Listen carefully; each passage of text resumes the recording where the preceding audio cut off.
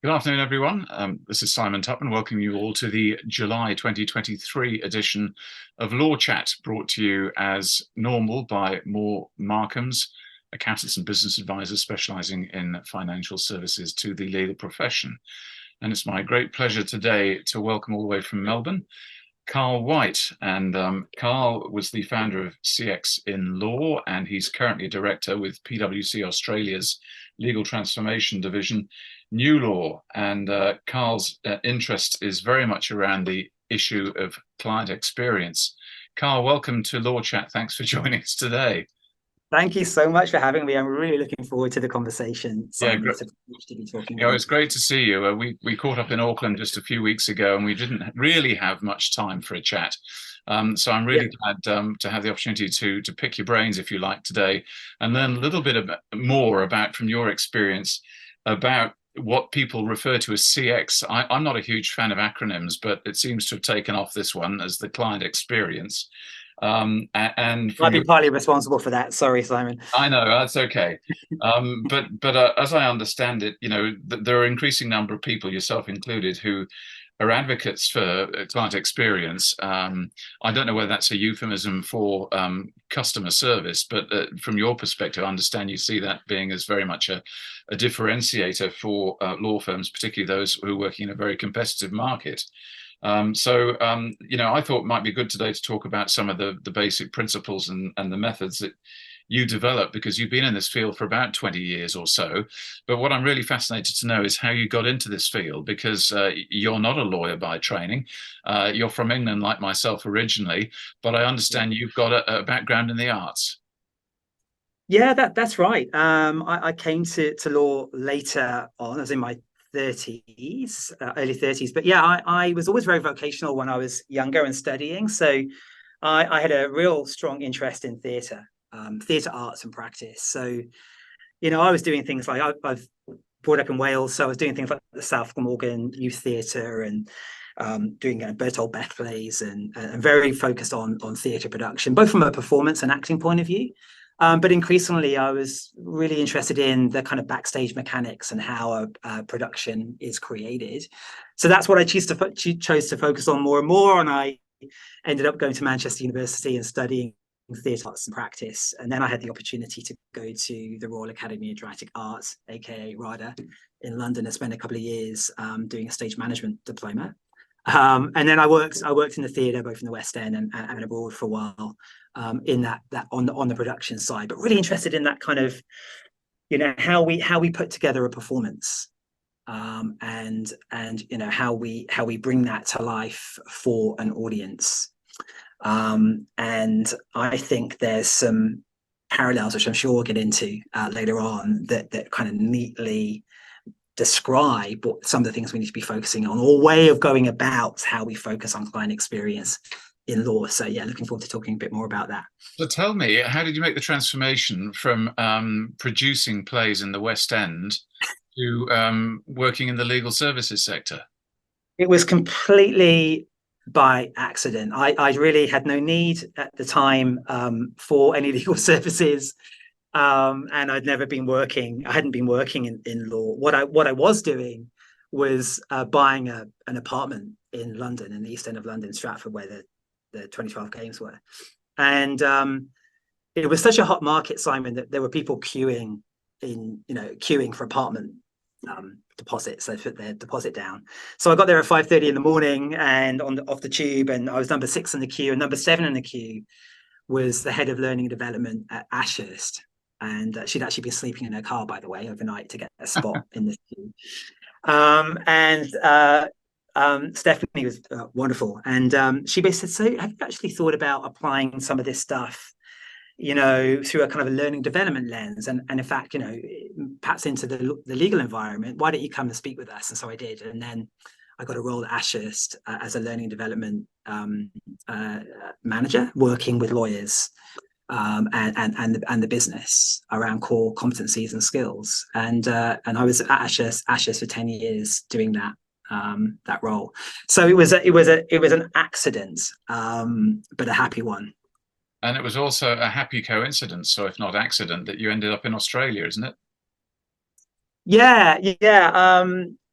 Yeah, there was a little bit of forth. I mean, my wife, who's from Melbourne, very cleverly brought me out here over for a summer holiday, and then I think we were on Great Ocean Road. She said, "What do you think about moving out here? That's a great place to ask your future husband whether you want to come and live in Australia." And so, yeah, I made the switch, and we transitioned out here. But in doing that, I was moving CX and law from the UK, and kind of refounding it, if you like, in Australia as well. So it was a big move. Yeah. I'd say the Great Ocean Road had rather more visual attraction than Stratford.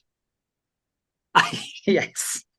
There's lots to love about Stratford. I love the kind of rough end of London, but you're absolutely right. It's a bit more Yeah, with beautiful. due respect to the people from the East End, but there we are. Yeah, yeah, right. So listen, customer experience. All right, we've all kind of, I guess, had one. But from your experience, I mean, let's bring this to life with perhaps an experience that you've had recently, either one that you loved or one that you loathed, that kind of sets the scene for this discussion. Well, actually, it's not very recent, but it is one of my favorite stories, and it was really to do with that time back in London when I was working for Ashurst, and it was coming out of Liverpool Street train station in the morning rush hour with everyone heads down, and off they go to work early in the morning. Gives you a sense of what Ashurst is like to work for. And en route, I would always stop to get my coffee in Pret a Manger, which those of you who know the UK a little bit will know Pret probably. There's nothing quite like Pret out here. For those who The don't coffee, know, Pret a Manger is it's like a franchise cafe, and they do great sandwiches. And so, yeah, yeah, it is that. And because it's a franchise, you don't want to like it actually. Well, that's my kind of default setting. But actually, it's pretty good. The coffee's not so good as it is out here. But anyway, the story is going in one day, and the guy in front of me in the queue asked for a tea, and the lady behind the counter, with some humor, kind of threw out her arms in both directions with a big smile on her face and went, "There you go, mate. There's your tea." And it's kind of dad humor. It's not very funny, but it did make everyone smile, and it lightened the atmosphere, and they understand that it's more than just serving a cup of coffee. It's about, the environment into which you step, right? And how we bring that to life. And, I think, again, I think there are some crossover points here, which we'll probably unpack a little bit later on. But it's the reason why I go to Pret. I could have chosen Starbucks, Nero's, Costa, or any of the others. It's not so much the coffee, it's the service environment they're creating in there, and they do it effectively kind of every day, every moment, right? So just a small story there, but it's a standout one for me because I think there's some underpinning points there which we can explore later. so we've got someone like that lady in Pret a Manger put a smile on your dial, and we have Yeah, audiences watching theatre productions who ideally want to laugh, smile, cry, and applaud at the end of the performance. So, yeah. what are the parallels between those kind of experiences and what legal professionals are providing for their clients? Look, that's a great question. I think there are many parallels. I like to think about this, if you like, as a service performance, essentially. That in fact we all might be, the whole world's a stage, that kind of point. In law we're actually creating a performance for our clients, a genuine performance with an outcome, legally speaking, but also it's how we take our client on that journey, whether it be a play or a production in the theatre or a legal matter in law. We are auditioning for the role of being a service provider, and at the end of that, it's whether or not, I suppose, in simple terms, whether we have a good or a bad review, and whether we go on and recommend that show or this firm as a firm of choice. And I think within that, there are also some really interesting things to unpick around how we bring that service performance to life. Now, therein lies a challenge, and I think it's a neat analogy. But I don't know if you'd agree with me. My experience has been and still is with a lot of professional service firm providers, including obviously law firms, that they are still terribly self-centric as opposed to being client centric, and how that manifests itself. I often see, for example, on their websites, it's listing their products or services. This is what we do, not rather than this is what we do for you. There's a mindset I'm finding which currently acts as a barrier to being that performer, if you like, welcoming the applause or the critics, if you like, to say how this performance could even be better. Do you find that there's a similar impediment, in your experience in Australia and the UK, that still legal professionals have got to make that mindset switch to the fact that they're on stage? I would say that's absolutely true. And, it's not isolated to law. I don't want to do law down in any way because that might be the case. I think what we've got here is a phenomenal opportunity to kind of examine and challenge that mindset and see it as an opportunity to really think about not only the wonderful and expert knowledge we have, and that's maybe why we came into the law, but to really embrace the idea that all parts of our service matter essentially to the client. And so actually tapping into that challenge, right? And almost presenting that challenge in a kind of a positive light. If you can do that successfully, that's a huge opportunity to really start to try and unlock. But as to your point, yes, then how do you do that? Well, it is absolutely necessary to take on the client's perspective and potentially to feel challenged by that. And in the early days of CX and law, as much as is the case today, sometimes you have to be quite provocative with integrity and care, but quite provocative in terms of actually, what is the client's viewpoint? It's the client opinion that matters most. Yeah. So how do we bring the voice of the customer or the voice of the client into what we're doing and make it an opportunity to improve and enhance what we do? So what are some ways where they can actually do that? There are many ways, and I was alluding to one way just then. I might speak to that a bit more. In the kind of founding method of CX and law in the UK was actually taking a retail technique where I've also spent a lot of time and applying it directly into law, and that was mystery shopping law firms. Yes. And we were supported by the College of Law in a study in the UK to look at what's the first impression of a professional firm, what's the first impression of law firms.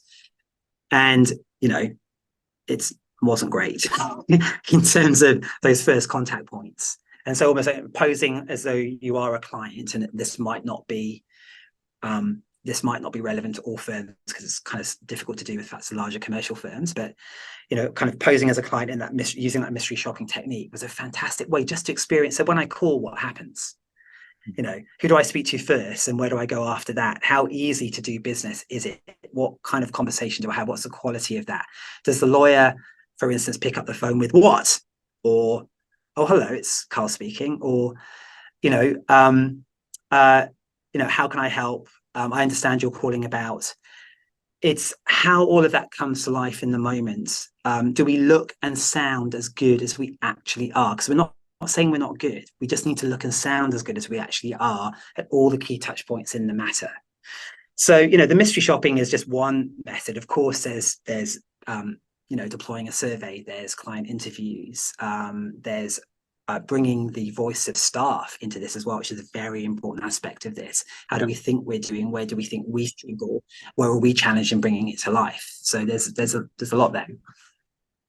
So I'm just thinking, here I am, a hypothetical client. So I'm not say, for example, I'm not the mystery shopper, but a lot of clients will go in and they think it's like going to see the dentist. I'm going to make an appointment, go and see, say, my solicitor to get an update on my will, or possibly to sell a property and buy another one.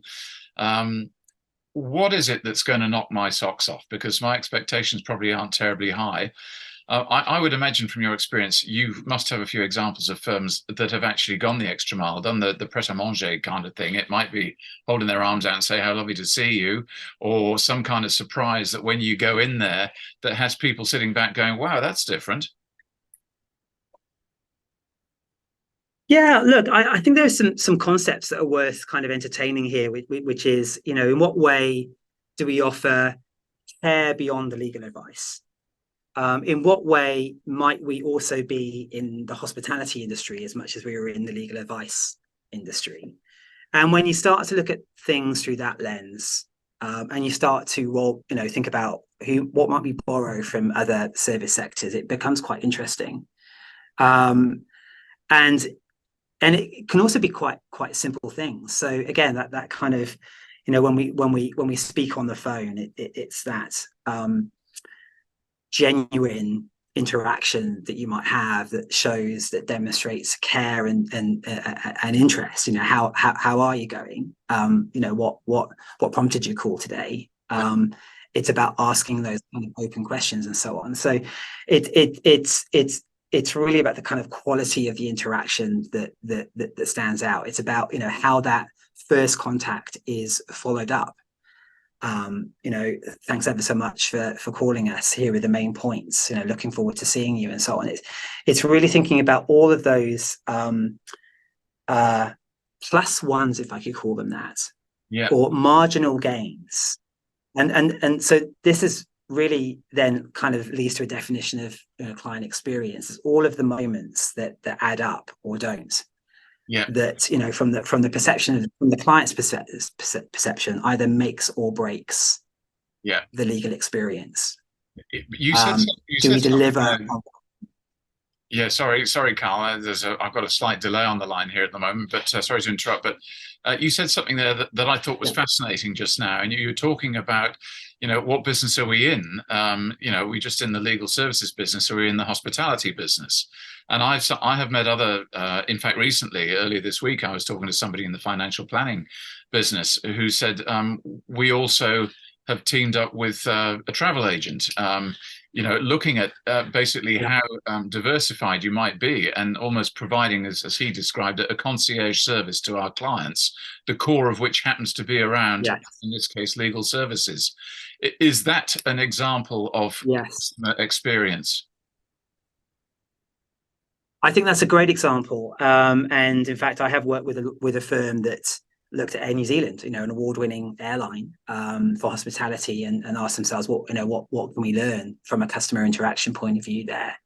And I love the concept of, how do we concierge the client through the matter? I think that in and of itself is a wonderful conversation if you just wanted to have one, that you could have internally with people and just see, how much of that might apply to what we're doing. Yes. In the end, we need to kind of ask ourselves, are we, in terms of what we promise to our clients, and that's interesting because when you work with law firms, Simon, and you say, so what are we promising and where might we find that promise? Generally raises an eyebrow. Like what is our promise? What are we saying on a website? Oh my gosh, are we actually saying that? So then the question is, are we a never, sometimes, usually, or always type of firm in terms of how we actually enact that and bring that to life? And if we don't even know what was in the first place, then we need to come together to fully understand the expectation and the promise we want to deliver on. Interesting. And if I can go back to the the analogy you used about when you were doing theatre production, you were talking about the importance of backstage to make sure that what comes out front stage and on stage meets the audience's expectations. Now, my experience of working over many years with law firms is that we almost leave the customer or client experience to chance, that we rely on the politeness and the good manners and the charm of our team to actually say the right things in meetings with clients. But it strikes me that that's almost like saying to the players, expecting them to come up with their lines on stage without any backstage production or training or rehearsal. Yeah. I mean, there are some very successful improvisers, right? Yes. And that's something in and of itself, but there's still technique in that. But you're right. I think if I can call it in my language, almost the creative challenge that we have, that be try and encourage those I work with in law firms to kind of embrace the idea. It's a creative challenge. Is how do we do this more by design Yes. and with intention? And certainly not saying we do it all badly. Like, how do we build on what it is that we do that is good? But how do we do that with more design, with more attention and intention? Yes. And that actually involves looking at the on stage performance. So all of those touch points from right from the outset of the conversation and the relationship, all of those beats, all of those touch points, all the way through.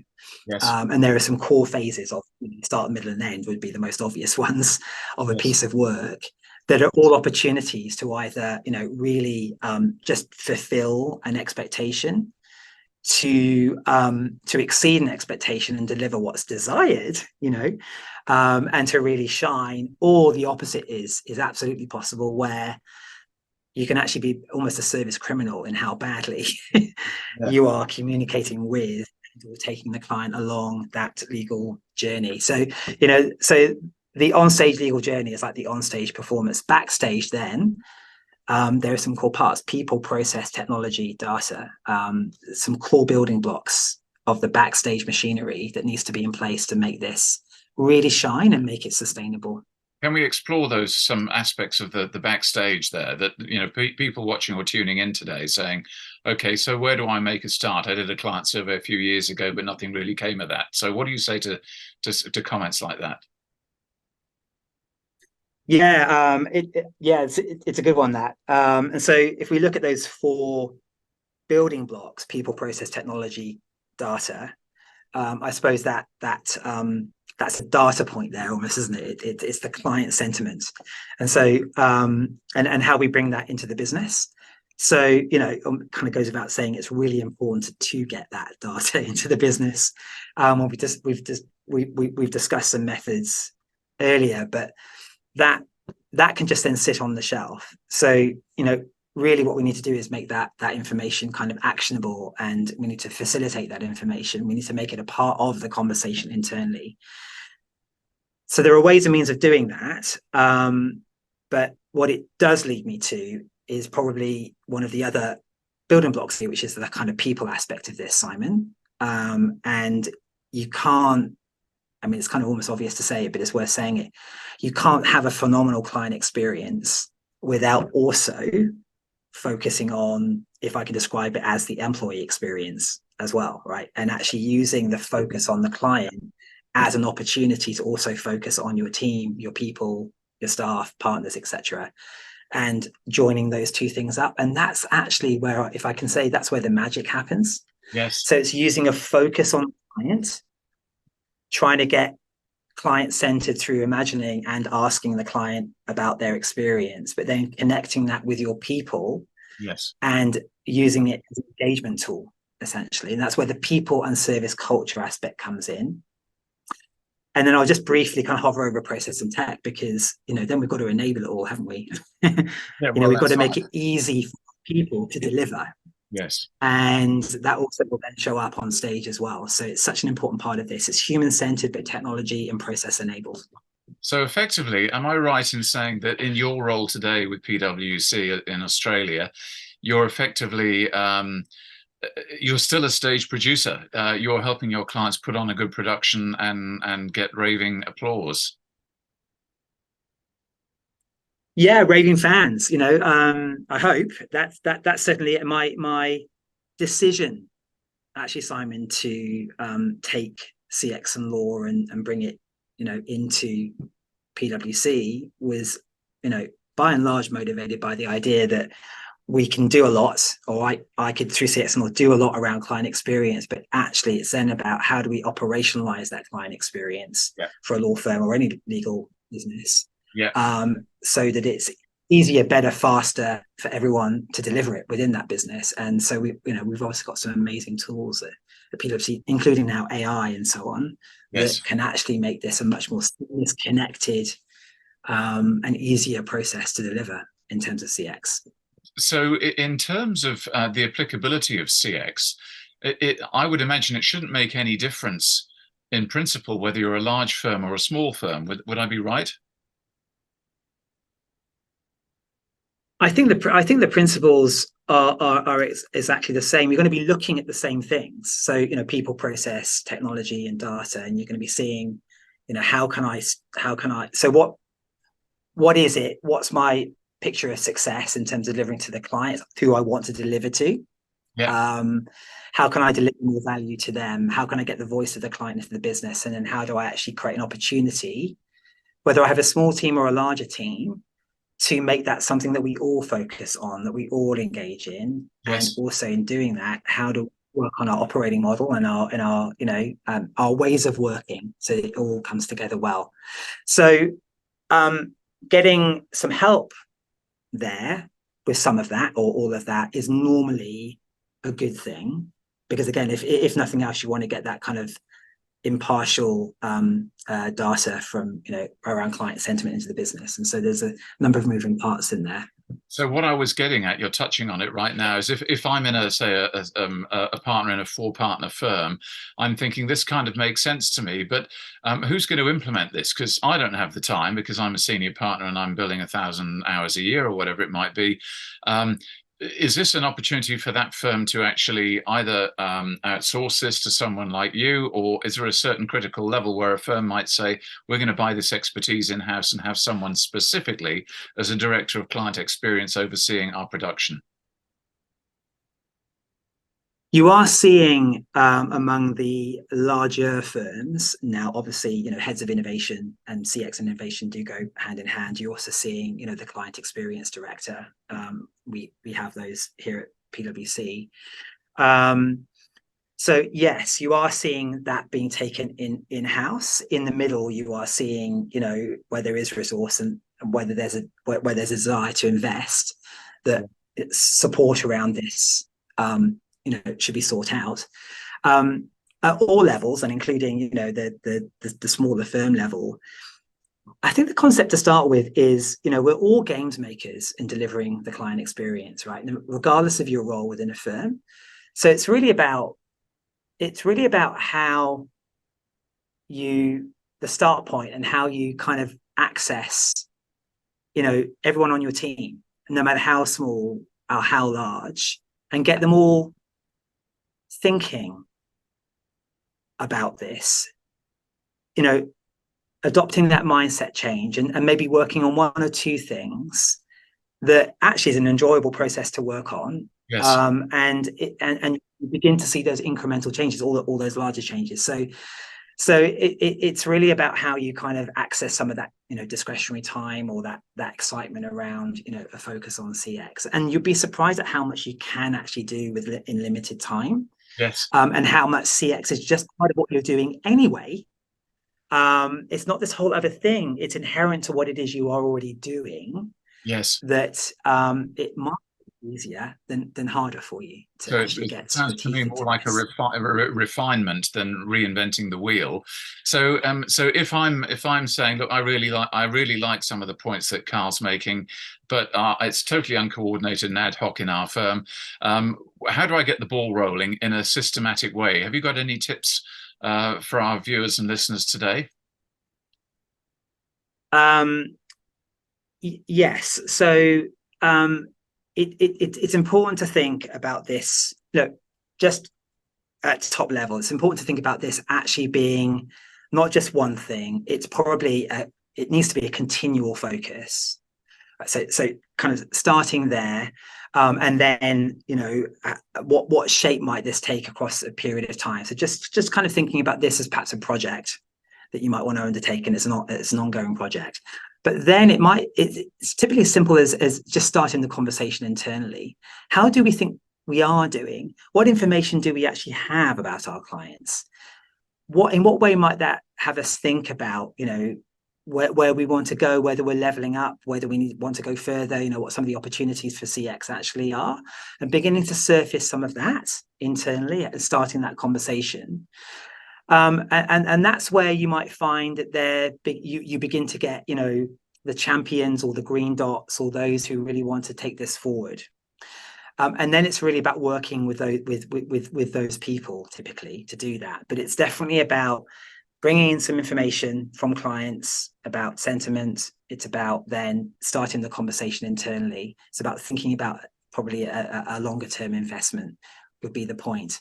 I just want to say that, it's like a Walt Disney thing here. To your point earlier, we must keep on plussing our show. Right, yes. was Walt Disney's point. Must keep plussing our show. So really, it's just kind of starting with that. How might we plus our show? Who do I need to get involved in that? In what way is that an opportunity for us as a business and as a group of people working together? Yeah. Hey, look, it's been terrific. This is a topic that's one very dear to my heart. And I've loved our conversation. We've run out of time, doesn't it fly by? But very much some good building tips to creating that all-star team, that star cast in your firms. So if people want to pick your brains a bit more, whether it's on a formal basis or not, Carl, how can they get hold of you? Look, the best way is probably to reach out via LinkedIn. Hey, and just ping me a message. I'm really happy just to have whatever kind of chat. I'm passionate about this topic as well, as you can tell. So reach out that way, or contact me at PwC. Pretty easy to find, Yep. and let's get the conversation started. That's terrific. Hey, well, listen, it's been wonderful talking to you. Thank you so much for coming on Law Chat today, and I look forward to catching up with you again in person before hopefully not too long. But for now, look, thanks for coming on Law Chat, and to all the listeners and viewers, I look forward to joining you again next month when we'll have another guest. But for now, Carl White, all the best. Take care. Thank you. Thanks, Simon. Bye-bye. Thanks very Cheers. much. Bye for now. Bye-bye. Bye-bye.